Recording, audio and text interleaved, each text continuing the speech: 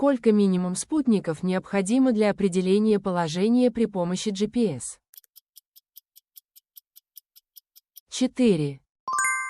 Как зовут американского художника, одного из главных представителей абстрактного экспрессионизма, который создавал картины методом разбрызгивания краски? Джексон Поллок. Как называется бывший французский королевский дворец в Париже, всемирно известное хранилище произведений искусства, где улыбается Мона Лиза? Лувр.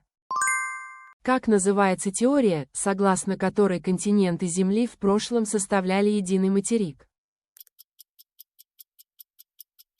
Теория дрейфа материков.